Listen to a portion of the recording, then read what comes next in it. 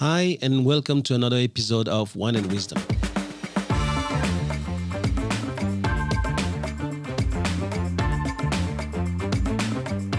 I'm Thomas Hoang, and you're listening to the TL podcast, where knowledge is shared and no one takes themselves too seriously.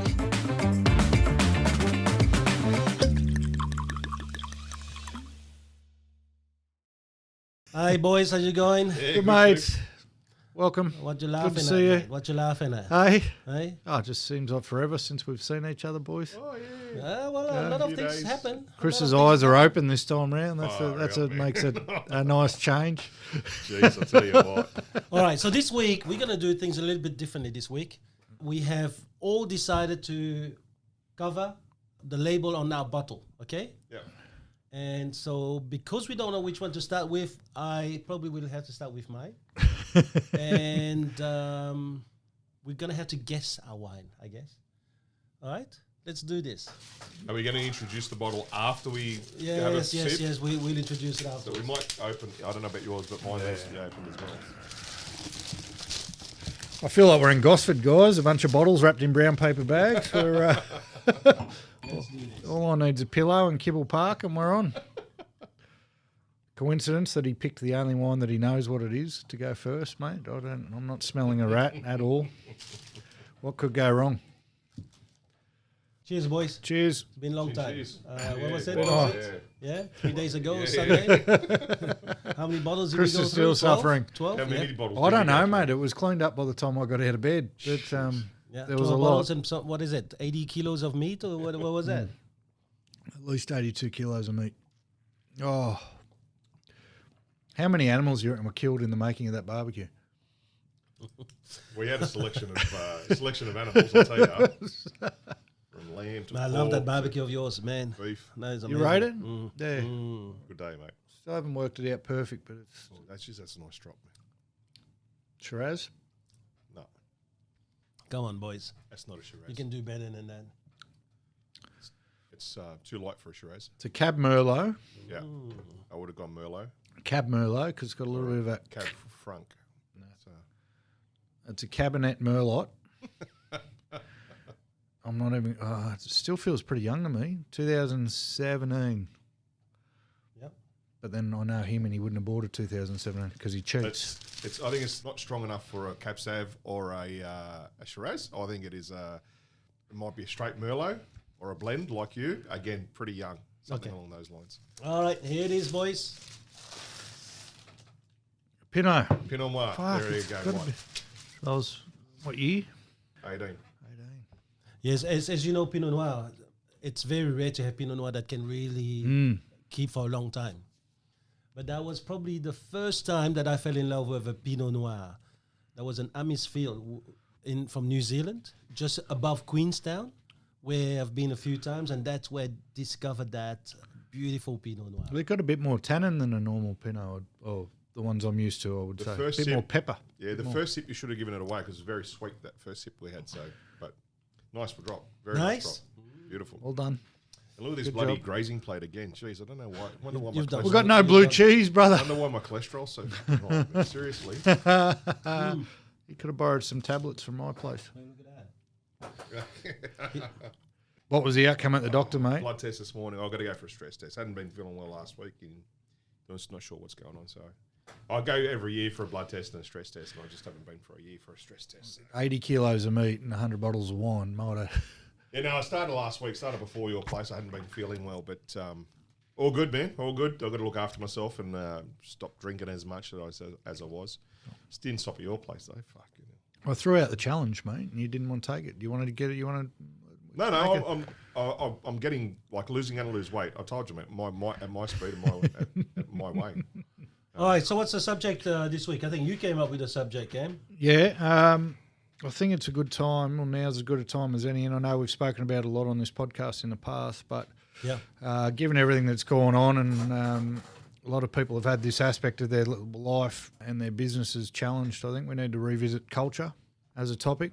I think we need a refresher course in what it is, why it's important, or if we even think it's important. I think we need to talk about culture as an individual. I think it gets overlooked when we talk about culture. We often go straight to thinking of teams or businesses, and that's definitely where we mostly talk about it. But I think it's an underrated fact that we each as individuals have our own culture, whether we realise it or not. Absolutely. And I wrote a list of places I wanted to examine it, starting with the individual, then in the family, then in the workplace, then as a business owner, and then as an organisation. And I want to explore whether we think it can cross over, whether your individual culture can carry into your organisational culture and vice versa, whether your family culture carries into your workplace, and if it doesn't, should you be working in that workplace? All those sorts of things. I don't think there's anyone sitting in this room here who hasn't had their culture tested in the last 6 months. And I don't think there's anyone sitting in this room who hasn't seen other people's cultures tested to a varying degree of results. So let's talk about it. Firstly, I guess, for the people who haven't heard us talk about it before, why don't we put some sort of definition to culture, because it's a trendy word, but what actually is it, TL? What's your definition? Quite simply, it's the rules that govern your behaviour. To me, it's the rules that you have set for yourself, maybe consciously or unconsciously, that govern how you act. Yeah. So I think before we go that far, I think everyone needs to understand, good or bad, everyone has culture. It's not something you can go and get. Everyone has a culture. Everyone has a culture. Every organisation, every country, every race, every religion, everything has a culture. Where there are more than two people, there's culture. Right. But even as an individual, you have a culture. I understand that, but as an individual, you're only doing because you're accountable to somebody else. If you were alone, I'm telling you, mate, the cultures may be very different. Yeah, it's a if behaviour. You were alone on the planet, if you were alone on the island, you probably may not even get dressed in the morning. Yeah, that's a very different culture when nobody sees you. I'm supposed to get dressed in the morning. So mate, it wouldn't matter for you. You look like you're wearing a suit at all times anyway. I agree with you. I think for me, culture is a set of acceptable, if not desirable, behaviour in a group. That's what it is. That's good culture. Bad culture can be the same. So it's a set of, but it's still acceptable. Set of rules that drives your behaviour. Mate, a gang has got a bad culture, but that's acceptable for them, right? To be a bunch of thugs and bashing on someone, that's their culture. Yeah. So that's where I wanted to start with the individual and work our way down. So in an individual sense, people go, I don't have a culture. Well, you do. How you act every day, every minute of every day is your culture. In a good sense, if you're someone who donates to charity or goes out of their way to help people, or is a loving, caring person, that is your culture. In a negative sense, if you're someone who talks shit about people, if you're someone who rips people off, if you're someone who does all that, is your culture.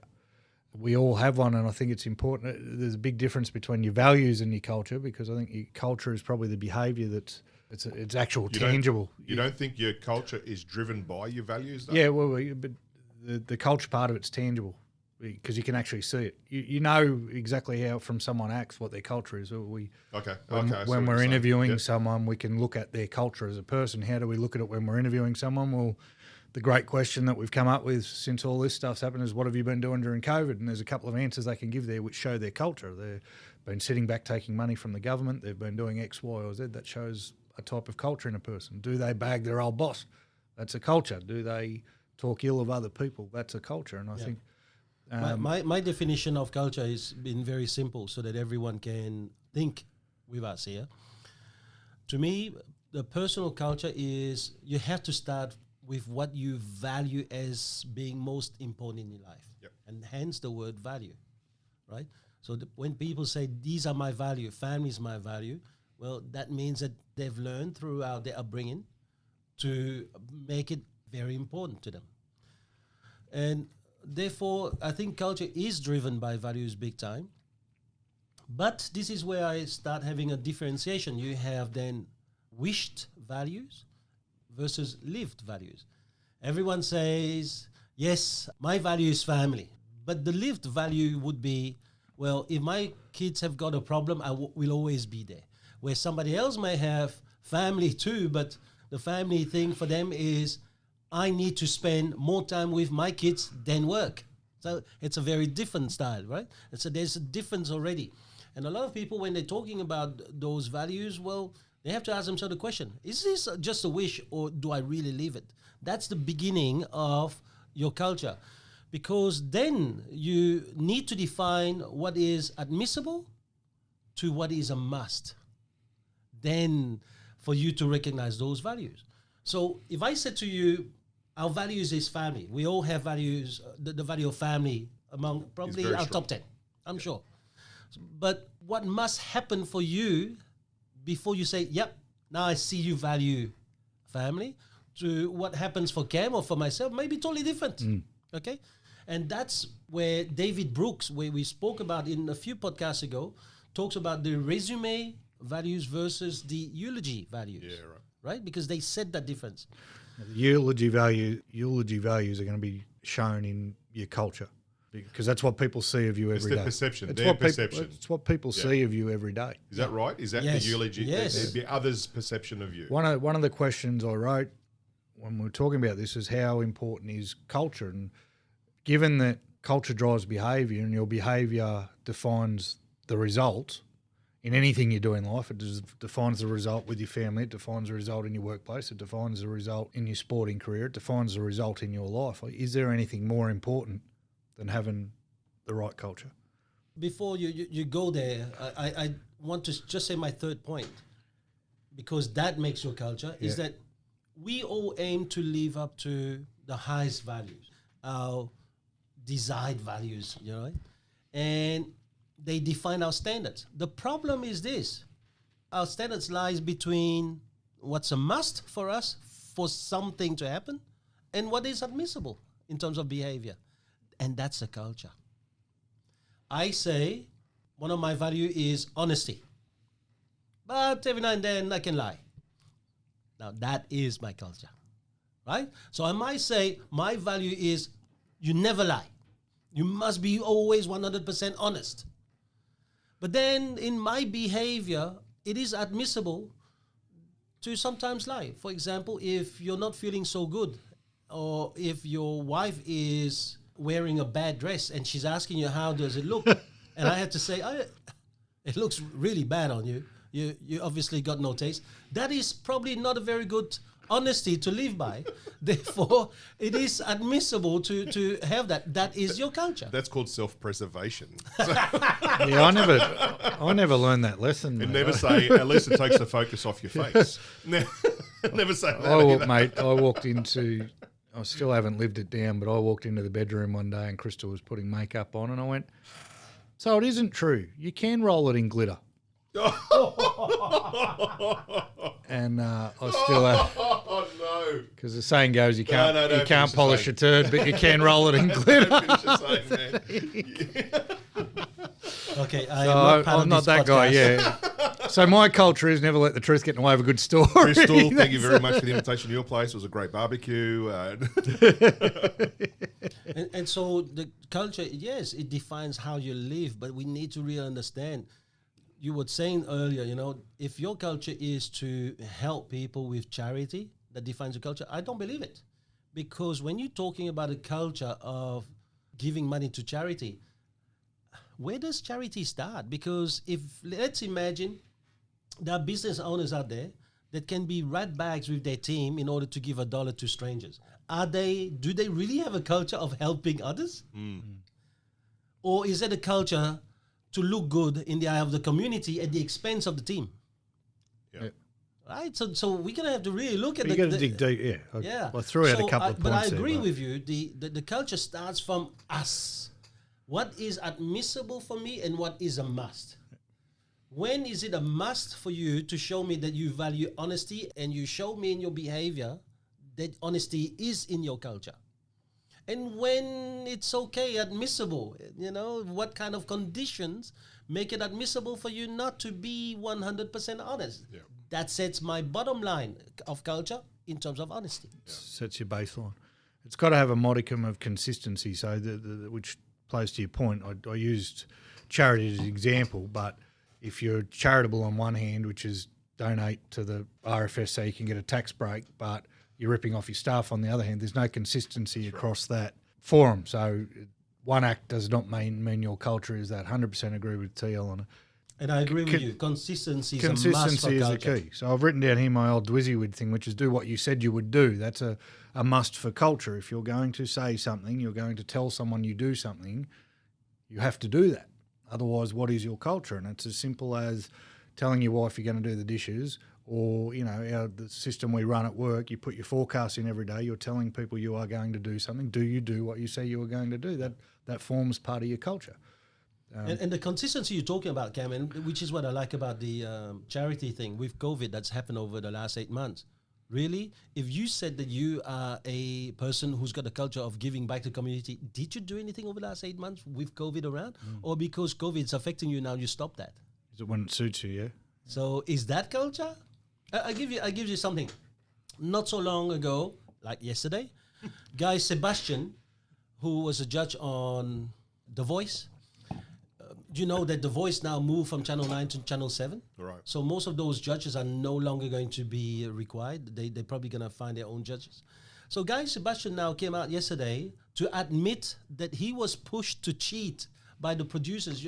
There was one session where he apparently had his panel of singers full, and he pushed the buzzer for one extra one. Took another one, yeah. We Yes. saw that one, didn't we? And everyone in the room thought, oh man, he just did it on purpose and all that stuff, even the singer. And he was set up by the producer. The producer said to him, this is what we're going to do. Mel didn't know. Delta didn't know. So only he knew. Now, he didn't say anything about it. He could have said, I'm sorry, my honesty would not allow me to do this. Right. Right? Now, yesterday I asked my twins. Now he's come out because he's no longer going to be a judge and to decry this. I asked the twin, is that admissible? Is that right? Because that defines your culture. Well, we talked about that last week with the social dilemma, or whenever we talked about that. The people that created all the apps and were the employees of the company, now that they're no longer employees, now they're speaking up. So what is the culture behind that? What is it? And I think we've said it before about when we talked about critical thinking, people have these agendas behind of what they do. And as we said, whether it be giving money to charity or choosing a contestant on The Voice, it's your agenda behind that and what now you have to lose. So coming out previously, before it changed channels, he would have possibly lost his spot and an income. Now, for him to say it, What does that say about his culture? oh, it's terrible. I mean, we can see now that when he has an ulterior motive, people will alter their culture to suit that. Yeah. You have But to. even worse than that. Even worse than that. There's no consistency. What happened to the person who got picked? Now, they just found out from yesterday's news, I actually didn't deserve to be picked. What happened to the guy who had to team up with him or something? Right. What happened? So what happened to all of these innocent parties because now he's just found a bit of conscience somewhere? What happens, I think, too, with individual culture, and it actually goes right through the list, is people let their egos or their hidden players trick them into thinking that people can't see what's going on. So if you're not consistent, if you're saying one thing at work but doing something different at home, or saying one thing at home but doing something different at work, people see straight through that. Right? So, you know, and Christmas parties are a beautiful place to find out whether people are talking at one thing and doing another. And from a leader's point of view or a boss's point of view, which skipping ahead to the workplace bit, you have to be making sure what you're saying in the office on a day-to-day basis gets backed up at the Christmas party when you're full of piss, mate. Otherwise, you're undoing everything you do. We've all got friends who we know are bullshit artists, right? And people see straight through it. When he's in this group of people, he's pretending to be somebody, and when he's in this group of people, he's pretending to be somebody else. Where's the culture in that? What is your culture as an individual? And I think understanding, if we can get across today that understand that you do have a culture, understand that culture you can't hide because it governs your actions, and understand that if those actions are different and in different circles, then you have a culture problem. Yep. It sort of wraps up the individual aspect of it. Do you think those people that have the cultural problems are actually seeing the fact that they have the cultural No, problems? that's what I'm saying. Maybe they don't. Be aware. I They don't, think people do. They think no because one's they going to live by pick. their agenda. They think that no And one's going to that's- pick up on the fact that Guy Sebastian was a host and now he's coming out bagging his old boss. Now And he's no- a host to hoax. I mean, seriously, how can you have any credibility now he- knowing that? Yeah, but he's just thinking, oh, well, this is the news cycle and this is how I spin it. He doesn't expect there to be people sitting down watching it and seeing straight through it. And I get airtime. Yeah, absolutely. Don't think that, look, on a personal level, I was a personal trainer for 10 years. And I used to berate people who said it was too hard to stay fit while they were working an office job. And now I'm the shape I'm at. Were you a trainer on PlayStation? Was it? But for I real? can only imagine the inconsistency in what I've said and what I've done. That is a cultural issue and would be for all those past clients of mine Looking and at you people now, who see me now. going, ha ha. Yeah, no, it'd be a cultural issue for people Yeah. who, I'm not on social media anymore, but I used to preach health and wellness, and Yeah. now if you follow my timeline of Facebook, that's a cultural issue. There's no consistency there. And that's something I've had to address in myself, and it does make you stop and check yourself before you wreck yourself to some extent. Be careful what you're spouting off about because it could all change tomorrow. Yeah. But that's what we mean by if you think people aren't noticing that shit, of course they are. But when you say all could change tomorrow, I think that's what COVID brought out in a lot of people, that it was almost overnight, that it put everyone in from a routine into mayhem. And a lot of those cultures were shown very, very quickly. But the consistency can be shown still and your culture can still shine through, where if you say something yesterday and it changes tomorrow by going, I might have been wrong the other day. And that if you're constantly willing to take ownership of mistakes, there's a cultural thing. Taking ownership or blaming others is a cultural trait in people. But what I'm getting at is those people who were so quick to change their culture, where it's gone from, oh yes, team, to overnight me, Yeah. with no ownership or whatever. That's a real sort of spotlight on their culture, their personal Yeah, culture. pressure always on Culture's easy when things are good. We've Real said you. that. Right. We've said that before. Yeah. And the other thing too is that your culture is diluted as you go away from you. For example, the set of values you have is very different to the set of values. And this is what I love, that question that Cam had this week. It's a diluted version now when you come to your family. It's a diluted version when you deal with work. And then with organizations, different again. Like So what dilutes it? So, because we're moving on to the family goal, now. I would say the goal of the endeavor. Well, the family's a meeting of minds, of people who Family's have about a different love. culture. But Yeah. when you first, Crystal and I have my individual culture and Crystal had hers, and now we're trying to make a family out of that. So it's going to dilute your personal culture somewhat. No. Or enhance it, No. or- That's not a dilution. No, it's like Pac-Man. Her set of culture just ate over yours. We'll do whatever she wants. You And understand? the So size of there's- him, we know who did the eating, right? So how do we bring individual cultures into well, a family scenario? Something I heard, well, whether it's family, organisation and work, something I heard recently was there's three things with culture when you come into a new culture. You can challenge the culture that you've come into. So you see the new set of rules, new culture, you can challenge those. You can conform to those, or you can shrink away into your own, where you deny those cultures altogether and complain. So complaining is going to isolate you. Yeah. Confronting may challenge the cultures that you've come to, but the majority of the time people will conform. So whether it's a family culture or a new business, new recruits coming in, they're usually the 3 points where people come into. When it comes to family, I think it goes back to values before culture. When you meet someone, I think the values connect. You're still going to be creating, so your three things, I don't know if they're fully applicable to a new family, in that you're trying to create a culture together. But that new family, I think the values align. So that's not going to be a confrontation or a hideaway. It's a combination. It's a conformity of the two cultures together. But I think before the culture's there, you already have those similar values. Yep. Whether they're family or fitness or whatever it may be. Why you That was looking good at for you. You need to know. look at me. You don't look at him. You fit into that jumper better than he fits into that one. So, whatever it may be, I think our values align before our cultures do within when we meet the right partner. Yeah, because the culture is the behavior, isn't it? So what is very interesting, though, is the dilution has to fit the goal. You know, some people could say to me the highest ideal for them in their culture is to follow what their religion tells them. But really, that's the ideal, because their behavior is nowhere near that.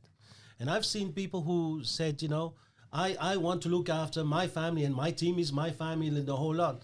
And then I hear them talking about selling their business, and I never hear them talking about I'm actually giving it to my team, or some of my team members going to do. They're talking about, I'm going to get the other guy to buy. I'm going to get a stranger to buy it. And to me, is that really the same culture as the one that you have when you're on your deathbed, hoping that the pearly gate or whatever gate is, maybe it's a real thing, so I might as well just start praying. So I think that this is the problem, is the culture we start with is always going to be diluted, man. And whenever it goes into an organization, it will espouse to what the organization about. So when you're in business, the culture is built around how do we create a set of behavior that is going to really create the highest amount of profit. So where does that go in the family sense? I just want to wrap up family. In a family, we're not sitting there talking about making profit. We've taken our individual culture. We've met someone. We're going to combine our cultures. We're going to have kids. We want them to have a culture. What are we focusing on as a family with our culture? It depends on your value. What is it that you want for your family? Like we all three of us are here. We all going to want the same thing. What is it that you want for your family? A swimming pool. Okay, you want a swimming pool for your family. That's going to be fine. So all your kids, they actually will be going to swimming lessons from when they're born. Yeah. Okay. Come on, mate. What about yours? For me, it's and it's very funny. It's very similar to what my dad wanted. Throughout our whole lives, I want our family to be together and to be a strong single unit that we know we can lean on each other if we need it. That's nice. That's a beautiful one. I envy you, because mine, and from my upbringing, it was all about how to equip the other person so that they can confront life without you.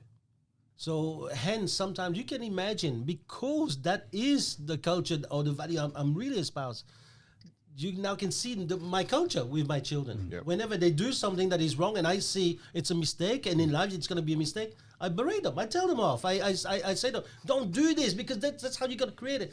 Why? Because that's how I see it. Now they look at me and they say, why is that hard on me? Where you are going to behave very differently. Yeah. This is the difference in what we think. Like on Sunday, I saw how your son wanted to have the ribs, and man, you were forever, Seb, come over here. The ribs are coming, and this and that. I could see it. We were leaning on each other. He was talking about where do I put the pool? Do I put it here? Do I put the pool there? And he tried to score a pool from me. I also put more chili on the ribs so the kids couldn't have any. Let's not forget, we don't want the kids. Yeah. Well, for me, it's the culture in the Wilson household needs to be one where everyone's doing right by others at all times, but everyone is free to be who they want to be at all times and turn into who they want to be at all times. Yep. A big thing for me is making sure my kids grow up not under anybody else's expectations or society's norms, and that they feel free enough to be what they want to be, man. I don't feel like it's something that I grew up with necessarily. Yeah. And I'd love nothing more. And that for my wife as well, I think everyone has the right to be who they want to be on the planet. Yeah. And I think that's the culture we would like. But then can you transform that or transfer that into the workplace? I'd stop you there. I'd go, before we go into workplace, how we go friendship, because the three of us are good mates. Yep. And I think when it comes to friends, we select our friends on those aligning cultures, aligning values as well. And I see how you guys are with your family, and I feel comfortable with my kids, being with your kids, and I hope vice versa, because those cultural alignments are there, where, sharing a laugh and a bottle of wine and having the kids play in the background. I think it's not as common as it used to be to have that cultural alignment with our families, with other families, to make sure that the kids have that, absorb those values and cultures as they grow. Yeah, friendship was one I left off the list, so good on you for that, because it's a really important thing, and a lot of people hang out with people because they've come from school or done whatever, and they've just known each other for 10 years without admitting to the fact that they're no longer culturally aligned, and that's where you end up with toxic relationships or people bringing you down. I mean, we talk about it. It goes to association, doesn't it? Yeah. Now, not our cultures aren't identical. No, there's vastly difference between the three of us. There's things that you can say to me that don't offend me, but will offend him, and vice versa. And that's a cultural difference. Yeah. But at the same time, I think the three of us here are all roughly trying to achieve the same thing, which is just a great life for everyone around us. And people, that's where, mixed up with the wrong crowd. That's a bunch of people who aren't culturally aligned, necessarily all falling into bad culture because of who you're around. So the friendship's an important one because it plays to one of our biggest things, which we talk about, is associations. Absolutely. Good. With cultures and cultures within families that have changed over the time. I mean, I remember and I've got friends that have told me about their stories about being a young boy and going to family gatherings within Italian culture. Yeah. You're there to be seen, not heard. And don't ask for anything, sit on the side, and if you get offered a drink, then you ask. You don't ask for a drink, Wow. And that sort of thing. You speak to a lot of the Europeans that come from that culture, that was their upbringing. Whereas mum being an Aussie, it was like, if you want a drink, ask for a drink. Yeah. So those cultures have changed within our lifetimes as well, which is, I think, improved our quality of our life of our children, and also improved our parenthood, because previously parents weren't really that involved in what their kids had to say. It was the parents do. That was a culture. Mm. So can we take our individual culture and our family culture, which is our individual culture slightly diluted, into the workplace, where Thomas mentioned before the workplace's goal is to make money, which is far off what your family culture is. Yep. So can you run your workplace like you would run your family, or does that fact that money becomes involved and profit becomes involved then change the culture? No, listen, it goes without saying that the culture that is at work is going to be a version of your culture. I go even further.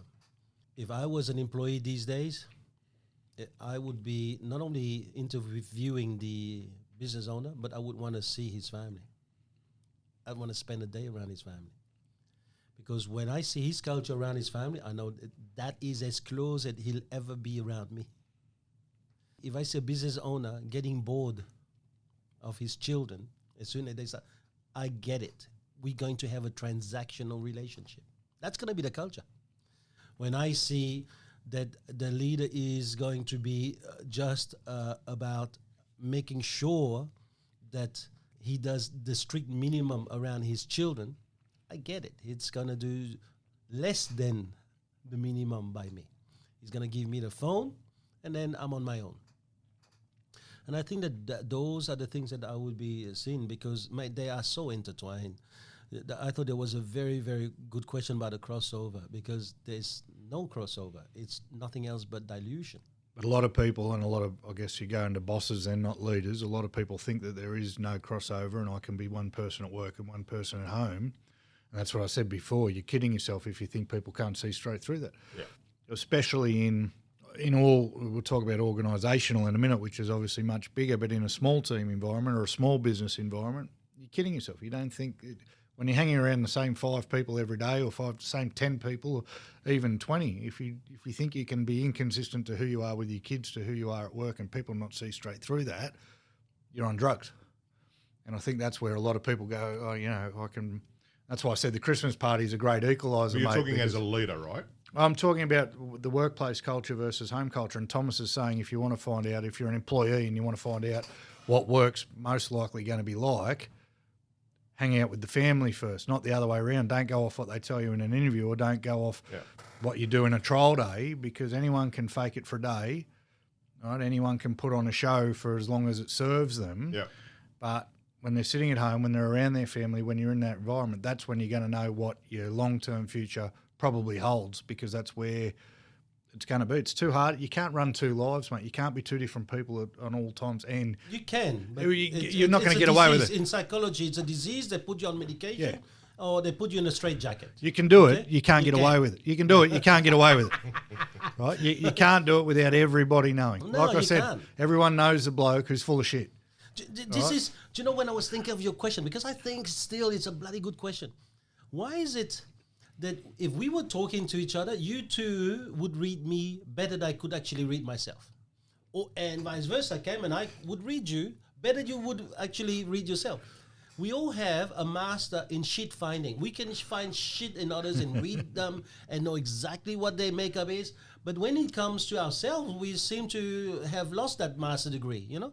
And so I think in the end, if we had that master degree, would that make sense before I actually put my baggage down, and come and spend a third of my life in your organization? Wouldn't I want to know how you are with your family, which is probably the smallest dilution you'll have from your true culture? Let me ask you this then. Someone comes into an interview and says, before I start work here, I want to be around at your house for a barbecue. How do you go with that? Well, I have a look. If I like you, absolutely, why not? If I don't like you, what's the problem? Yeah, obviously. Here you go. Listen, if you came... Imagine that. Imagine someone walked in. I've been interviewed a lot lately by recruits. I've spoken about it. With you, it's going to be hard because I probably wouldn't have you. You wouldn't have had me. No, I wouldn't. You wouldn't have had me. It'd be funny if they were a vegan, but anyway. My recruit training, there's no way you would have had me around your house. No, I wouldn't. None. Because if you start talking, bro, and you start showing me videos of your training, I mean, No, I tried to sell him out weight loss shakes at the recruit course. No, but that's an interesting I still thing. remember you when we did the training, by the way. So, joke aside, I liked you. So Day one. No, day 3. And that's mainly because my heart is very big. You're like bacteria. It's a culture. It grows on you. You know. Mate, I was half an hour late. I'd only just decided to put a suit on. No one warned me about what I was getting into. They said, you're just going to go down and do this course. So I was this close to just wearing jeans and a T-shirt. I thought at the last minute I better wear a suit or at least some business clothes. Walked in half an hour late. There's 24 people in the recruit course that time. 24. He's given a speech, no idea who he was. I walked in, straight across in front of him in the front row, then sat down. I had this Velcro satchel bag while he's talking. No idea. And I think back now, like 12 months afterwards, I'm sitting there going, fucking hell. What did I do? And you still passed, mate. That's good. So there's no way, day one, and I go, mate, I'm coming around to your house for a barbecue. I'm not working for you. There's no way. No, so I think these are the things that I would do now. If I was going to pack my luggage for 8 hours a day, which is 1/3 of my life, really half of my life, because the third I'm sleeping anyway, I would want to know who I'm packing it with. Because, you know, if you're packing it with a guy that is going to fire you because he's having a bad hair day today, and you just spent 4 years trying to build your career around, you're an idiot. This is the thing. So just as much as a leader checks the culture of his recruit, I think it's important for the recruit to check not only the culture of the team, but also the culture of the office. Now, let's imagine that the business owner say, no, I have got no family. Then my second recourse is to really spend a day around the team. Because when you spend a day around the team, you hear the excuse that is allowed. And remember what I said to you. Culture is not made of what is a must. What is a must is written in all of those boards, rules of conduct in this organization. Culture is the unwritten rules. Those boards are a must, okay? But what the team gets away with, that's what is admissible. That's a true culture. It's the unwritten rules. Unwritten rule, yeah. I think it's actually a great idea, and it actually works both sides, because oftentimes, no matter how good we think we're interviewing or doing opportunity days, you don't actually truly find out about your staff until you've had a barbecue with them and a few drinks and something to eat. So as a qualifying tool, it actually works both ways. Yeah, absolutely. And if you could come around, eat 82 kilos of meat, drink 10 bottles of wine with me, and we're still friends afterwards, then sure, we're on. And if not, you can shake hands at the end of the day and you can say, thanks for the beers, thanks for the food, but it's probably not for me, and we can all move on with our life with everyone knowing. How good. I well, like that. boys, I thought it was a bloody good subject. Well done on that question, Cam. Awesome, mate. All right. Good as always. Stoked next time. See ya.